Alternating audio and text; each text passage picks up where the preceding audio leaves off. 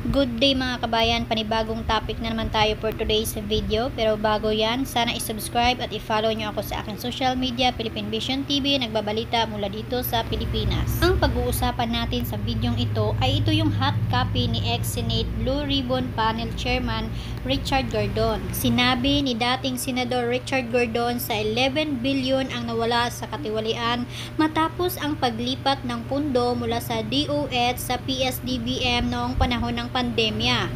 Pinangunahan ni Gordon ang pagsisiyasat sa umano'y irregular na pambili ng COVID-19 supplies noong nakaraang administrasyon.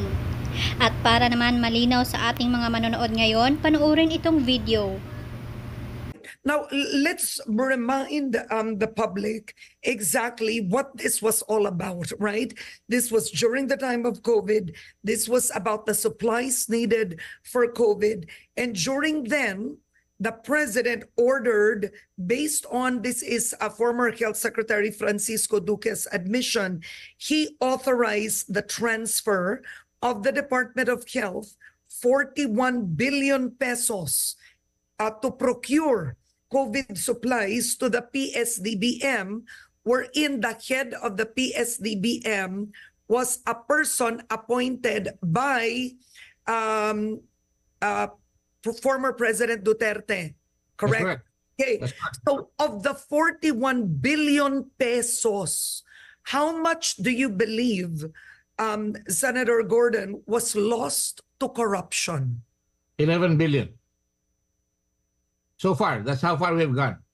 11 billion, principally because, you know, even the Ombudsman are now saying the hospitals in Mindanao never received the supplies.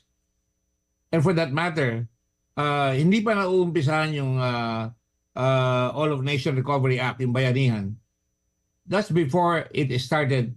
Lincoln Ong was already supplying PSDBM with how much? 500,000 worth 27.7 million.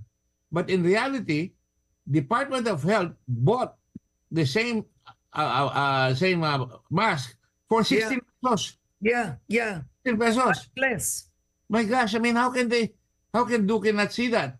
I mean, nakabili sila 2 days before, 16 pesos, tapos ito bumibili ng 27 pesos, and it was delivered according to Mago in their warehouse right away. And they only made believe that they paid it in April 16. But in reality, they had already started stealing from the government at the time. There were times, Karen, hindi ka ba magtataka, at some point, I think in May or June, they were supplying 2 billion. 2 billion at any one time, and then another 2 billion later on. It's I have the list here. Yan. So umabot talaga in the few months that they were there, they were able to get so much money, and yet Lin Wei-Xiong was hiding in Dubai, and yet Duterte could have ordered the Money Laundering Council, where did you put the money after you were paid? That's an awful lot of money to move. In the first place, even before they bought, they could have asked, saan mo kinuha yung pera pambili mo? 625 million lang yung pera nyo. 625,000 lang yung pera nyo. Nanguha ka ba ng letter of credit? Nangutang ka ba sa bangko para pambili niyan sa China? Oo. Wala sila may pakita. But was that ever answered? How were they able to buy? Yeah. Ang sinabi nila, they were being guaranteed by Michael Yang. And even Duterte joined the chorus by saying, pagador yan. Maraming koneksyon sa China yan. And yet they never showed how the thing was coming. In fact, we have evidence, oral evidence to say na sinabihan yung mga inspektor, huwag nyo nang tignan yan. Palampasin nyo na lang palampasin. It's all there in the Blue Ribbon report.